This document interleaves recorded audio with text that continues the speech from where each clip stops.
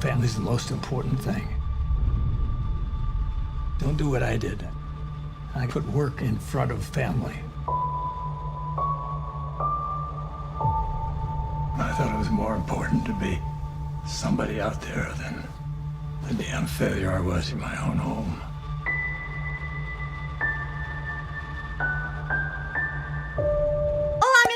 O Sem Quadros foi pra cabine de imprensa do filme A Mula. Ao assistir, eu lembrei bastante de dois outros filmes que eu já tinha indicado há um tempo lá no blog. Eu não lembrei dessas outras tramas porque os filmes são muito parecidos, mas pelo contrário. Cada uma dessas tramas apresenta realidades diferentes sobre o que é a velhice. E o estilo dos filmes, a maneira de contar as histórias também são bastante diferenciadas. O mais bacana é que todos esses filmes conseguem nos emocionar de alguma maneira, não somente porque todos vamos passar por essa fase em algum momento, mas principalmente porque nos faz lembrar de nossos pais, nossos avós. Então eu resolvi fazer esse compilado pra vocês com essas três obras, que eu vou trazer em ordem decrescente de favoritos, ou seja, o meu favorito de fato vai estar lá no final do vídeo. Caso você queira saber exatamente em que parte do vídeo eu falo sobre cada um desses filmes, os momentos em que eu começo a falar de cada um deles estão pontuados aqui na descrição.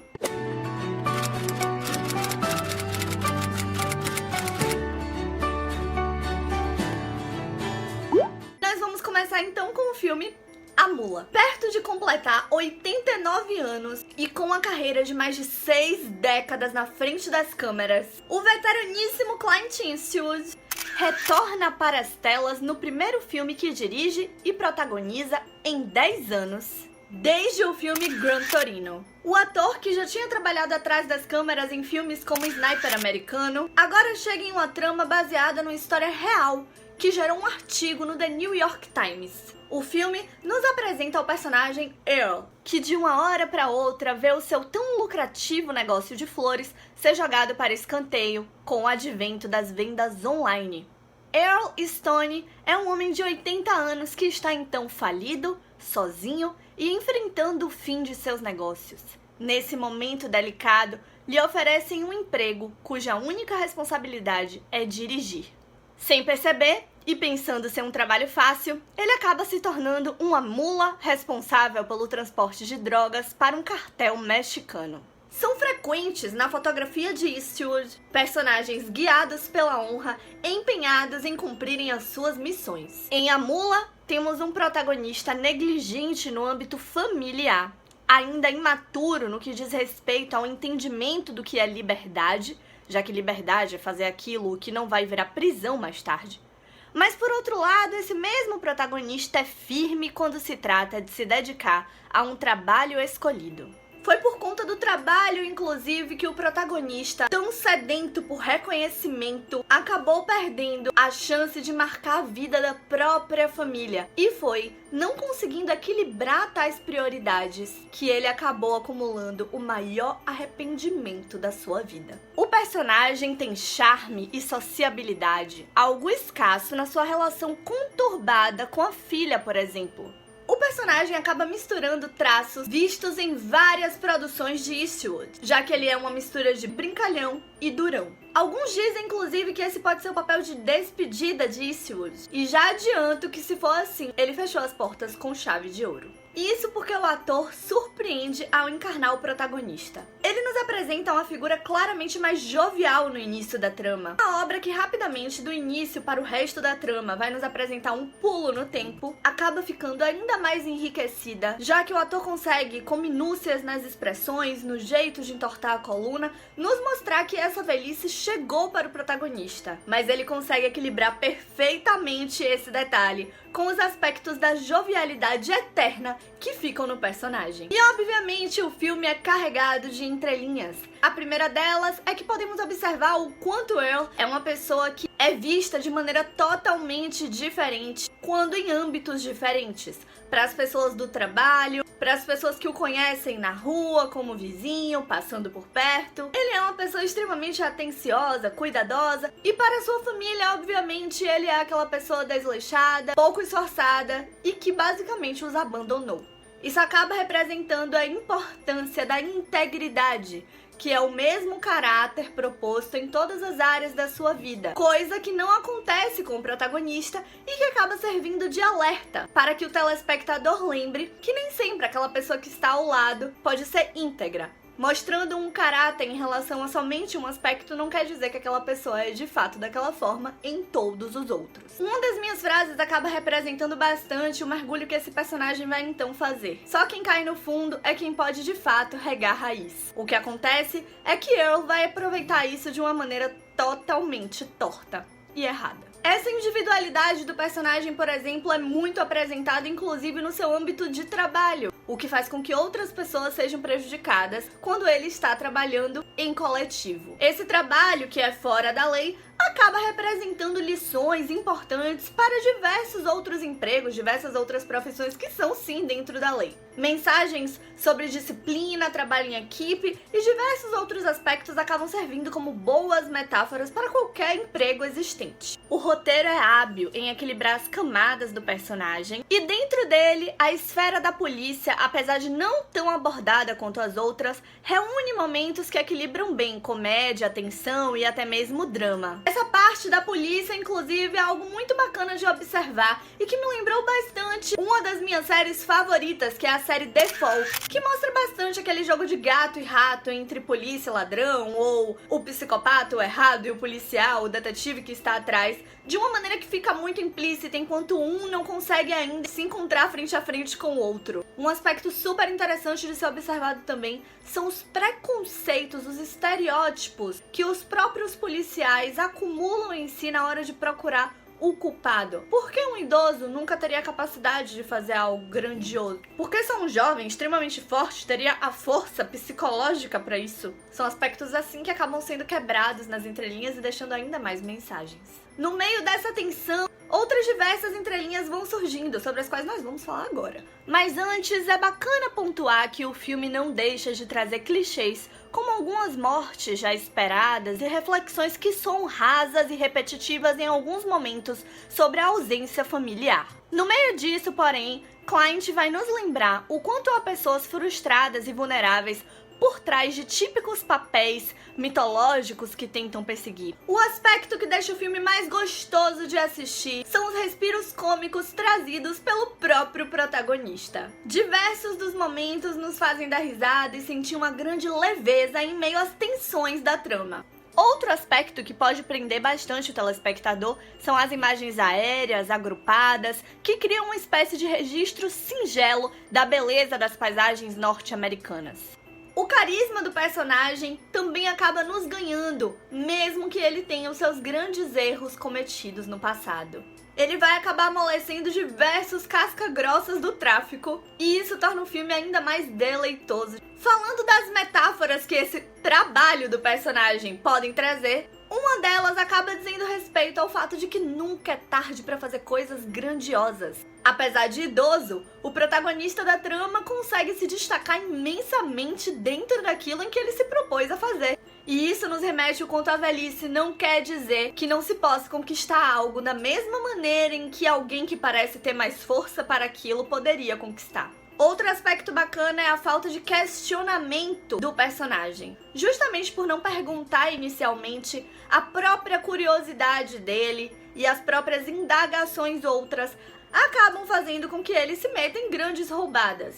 Isso surge como representação nas entrelinhas sobre a importância de estar ciente de tudo aquilo que se deseja estar quando se inicia alguma nova fase da vida, seja no trabalho, seja um relacionamento. Além das mensagens que o próprio trabalho pode deferir, nós temos também as mensagens vindas da questão do tráfico, que vem a representar um vício para o próprio personagem. Além dos bastidores do tráfico, literalmente, que acaba deixando ali diversas mensagens e alertas sobre o perigo desse âmbito, de quem se envolve nisso, e de curiosidades para quem quer entender um pouco mais sobre como acaba funcionando esses trâmites. Nós temos também essa noção do quanto no início um vício parece deixar tudo mais fácil, mais simples, mais leve, e na verdade não importa o caminho que você siga, se você continua nesse vício, ele nunca vai se tornar mais fácil, mais simples e mais leve. Pelo contrário, as coisas sempre vão se complicar. Outra questão bem bacana de observar é o quanto o protagonista tenta se encaixar nessa atualidade, mas faz graça reclamando sobre a internet, por exemplo. E no meio disso surgem reflexões, por exemplo, sobre racismo. Existe uma cena muito bacana em que negros vão receber uma palavra, um jeito de tratamento que o próprio protagonista vai dar a eles enquanto tenta ajudá-los, e eles vão ter um pouco de paciência para explicar ao protagonista como as coisas hoje são vistas de uma maneira mais justa para todos. Isso acaba representando muito bem a mensagem do quanto ainda temos pessoas que não estão desconstruídas e não sabem o quanto devem ser desconstruídas, e o quanto pessoas que já têm essa mentalidade podem ajudar com um pouco de argumento e paciência, ao invés de simplesmente tacar pedras por aí, por exemplo. O filme, então, acaba nos deixando esse lado da velhice, de arrependimentos para quem não equilibra essas prioridades, mas trata também muito do perdão que podemos dar a essas pessoas, já que ainda que elas tenham imaturidade em certos ângulos nos quais elas erraram, elas podem ter muita maturidade em outros aspectos e podem acabar nos engrandecendo com eles. Esse aspecto da vitalidade do idoso é muito bacana também de assistir, o lado sexual de Earl é muito ativo, o lado de viver a vida é muito ativo, ainda que essa noção de viver a vida pra ele seja um pouco distorcida, já que ele esquece que viver a vida também é estar com a família e é equilibrar prioridades. O problema real do filme fica apenas para o final, já que a obra traz um final apressado. Esse final apressado acaba nos deixando com a sensação de que o filme tem um desfecho muito clichê, ainda que a história seja real e, no caso, não poderia mudar tanto o seu final. Mas existe um detalhe muito bacana que eu vou deixar aqui em um pequeno spoiler, e tá aqui o tempo pra você pular, caso você não deseje spoiler, que é a representação do final do filme. No fim, o protagonista acaba em uma prisão, cuidando das suas flores. Aquelas flores, os lírios, sempre foram a sua prisão o tempo inteiro. Foi essa prisão que o levou pra longe da família, foi essa prisão que foi uma prioridade que ele não conseguiu equilibrar com outras, então aquilo acaba representando a prisão que ele teve durante a vida inteira. O real vício dele sempre foi esse trabalho. E justamente por não equilibrar com outras coisas, ele acabou preso no próprio vício. Aquilo faz uma analogia muito legal e acaba sendo um final bastante metafórico para quem souber observar. Agora nós vamos falar do segundo filme da lista, Estão Todos Bem. O filme nos apresenta a Frank Gould, interpretado por Robert De Niro. O personagem sempre trabalhou arduamente, dedicando sua vida a sustentar a sua família. Mas o carrancudo senhor ficou viúvo e sem perspectivas. Ele nunca foi um pai muito presente e sempre achou que sua única ligação firme com os filhos fosse a sua esposa. Então, ao se ver sozinho, ele resolve que quer formular um vínculo mais forte com a família. Aposentado e lidando com o sentimento de solidão, ele aguarda a vinda dos 4 filhos que moram espalhados em distintas cidades para uma reunião familiar. Entretanto, de última hora, os filhos desmarcam o compromisso. Querendo vê-los, Frank desobedece à recomendação de seu médico e decide visitar os filhos em suas respectivas casas.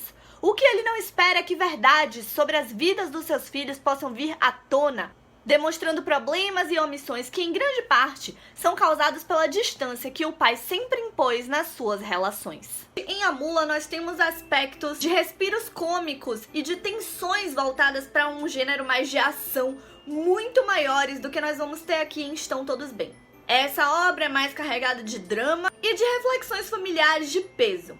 É aquele filme para derreter corações de pais, mães e principalmente de filhos. A base reflexiva mais literal do filme, obviamente, fica para a noção de marcar presença na vida daqueles que consideramos. O ponto principal exibido é sobre o quão cada uma dessas pessoas listadas nas nossas preocupações devem ser tratadas como um amigo e não apenas com a ideia de consideração. Como ratifico, a amizade é diferente de consideração. Elas se complementam, se ajudam, mas diferem. A consideração responde o que houve. A amizade começa o diálogo com tudo bem? A consideração quer bem e marca presença nas urgências. A consideração lembra na hora de colocar o nome na lista de aniversário. A amizade faz bem e marca presença no cotidiano. A amizade ajuda a fazer a lista de aniversário. A consideração acha que está presente em todas as urgências, mas na verdade perdeu aquela coisinha mínima.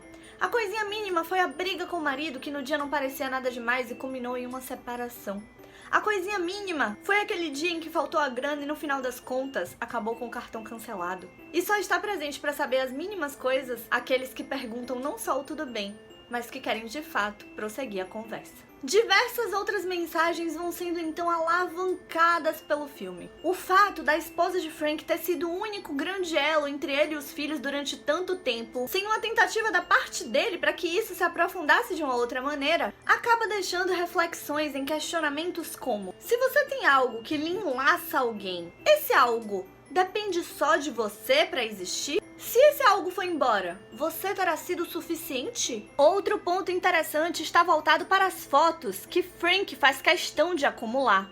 É normal vermos pessoas tirando fotos no meio de um shopping, ou num banheiro, ou em portas e locais aleatórios, e acabar vendo alguém olhando de lado, com um olhar meio torto, analisando aquilo como quem quer dizer: nossa, que ridículo, por que você tá tirando foto aí? Por que você tá fazendo isso agora? Por que você tá gravando um story agora, um vídeo agora? E na verdade, aquilo pode ter um tremendo valor. Alguém que está cantando, dançando, fotografando, fazendo coisas que outras pessoas vão olhar com aquele olhar torto, podem ser as pessoas que realmente estão vivendo intensamente, marcando a vida de outras pessoas. Asserções sobre lealdade são outras que também são vistas no filme. A certificação de que omitir e mentir podem ser a mesma coisa acaba sendo ratificada. Nunca estamos todos bem. E essa é a principal mensagem do filme. Sempre há algo pinicando as calças. E só repara a tal etiqueta ainda não cortada quem está próximo de alguma maneira, a todo momento possível. Alguns outros tópicos lucrativos são também apresentados pela trama, como por exemplo, as conversas com estranhos que Frank vai tendo durante as suas viagens.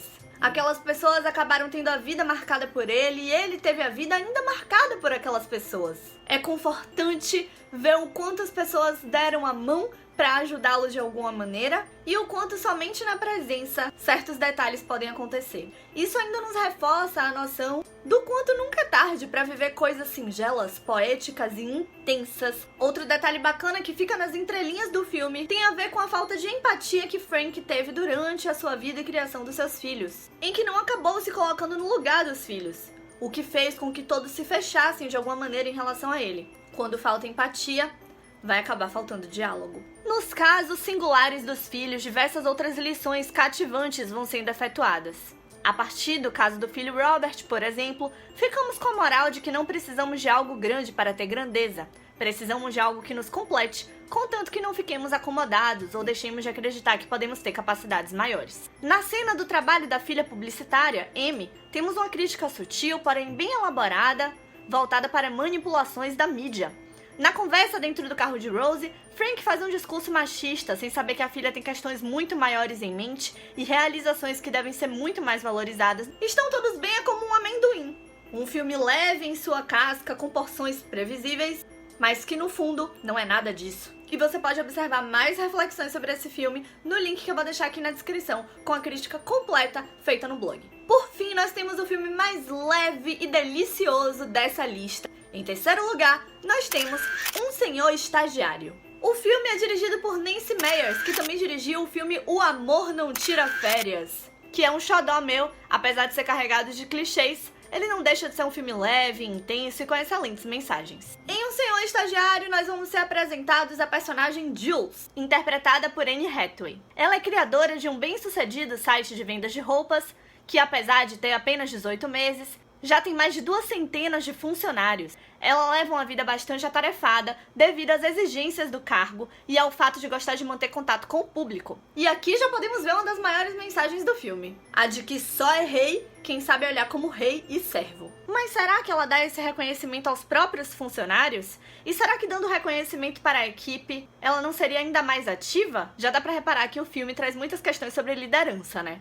Quando a empresa de Jules inicia um projeto para contratar idosos como estagiários em uma tentativa de colocá-los de volta ativa, cabe a ela trabalhar com o viúvo Ben, que é interpretado novamente por Robert De Niro. Aos 70 anos, Ben, que é o protagonista número 1 do filme, leva uma vida que passou a considerar monótona e vê o estágio como uma oportunidade de se reinventar.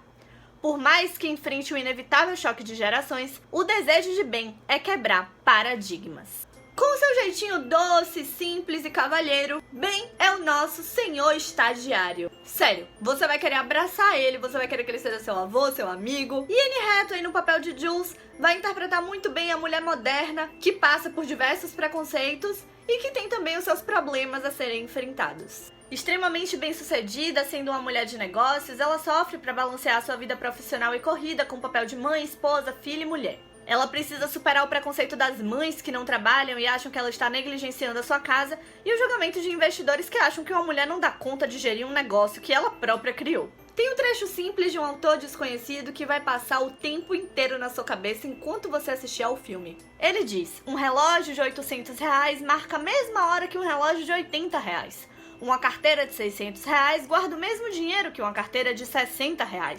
Se você viajar na primeira classe ou na classe econômica, chegará ao mesmo destino. E a solidão de uma casa de 300 metros quadrados é a mesma solidão de uma casa de 30 metros quadrados. Um dia você se dá conta de que a sua felicidade não vem das coisas materiais, e sim da alegria que sente por estar vivo, ter uma vida útil e poder compartilhar, falar, rir, sonhar e cantar com quem você quiser. Essa é a verdadeira felicidade.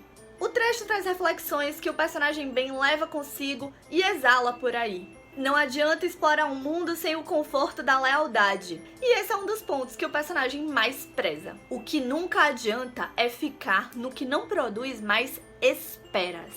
Essa é uma das principais mensagens que o nosso protagonista vai trazer. Ele carrega muito a noção de que tudo deve ser teia. Se você tomou uma atitude pequena aqui, essa atitude tem que de alguma forma engrandecer o relacionamento que você tem em casa, se essa atitude for uma atitude no trabalho. Se você tem uma atitude em casa, de alguma forma aquilo tem que engrandecer a sua atitude no trabalho ou o seu trabalho de alguma maneira.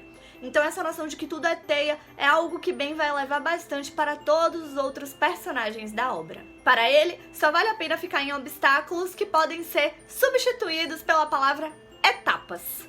O mais bacana do filme é que ele nos faz observar o quanto todas as pessoas têm certo impacto na nossa vida, assim como sempre teremos na vida delas. E diversos tópicos sobre o relacionamento dos dois personagens principais nos trazem mensagens maravilhosas para qualquer tipo de relação, seja amizade, romance, relação de trabalho e por aí vai. O filme nos mostra o quanto diversos estereótipos devem ser quebrados para que não se percam oportunidades únicas, inclusive de conhecer mais de nós mesmos. A noção de que o que mais vale é aquilo que nós não podemos ensinar, ou seja, caráter, criatividade, imaginação, talento, é outro aspecto de suma importância, já que aspectos técnicos que você pode sim passar para uma pessoa não a tornam de fato singular. O fato é que do começo para o meio do filme nós esperamos que ele seja mais do que ele acaba sendo do meio para o final. Podemos aguardar reflexões mais intensas, mas é nas entrelinhas que o filme vai nos dando diversos aspectos que podem ser conversados depois que ele terminar. De forma doce, Um Senhor Estagiário é um filme que comprova acima de tudo que nunca é tarde para alcançar reconhecimentos e inovar. O humor do filme é simples, mais adulto e consiste em diálogos tocantes. E ele nos deixa com mais dois aspectos que prendem a nossa atenção: a fotografia incrível de Nova York e a possibilidade de matar um pouco da saudade de Anne Hathaway em um universo do estilo O Diabo Veste Prada. Eu também vou deixar aqui na descrição um pouco mais sobre o filme na crítica feita lá no blog. Então é isso, minha gente. Espero você na próxima crítica. Lembrando que nós vamos ter o que aqui? Em breve nós vamos ter novos cenários, uma iluminação incrível, tudo maravilhoso aqui no canal. Estaremos vindo aí com vídeo em todas as semanas. Então se inscreve aqui no canal e nos vemos na próxima crítica. Um super beijo!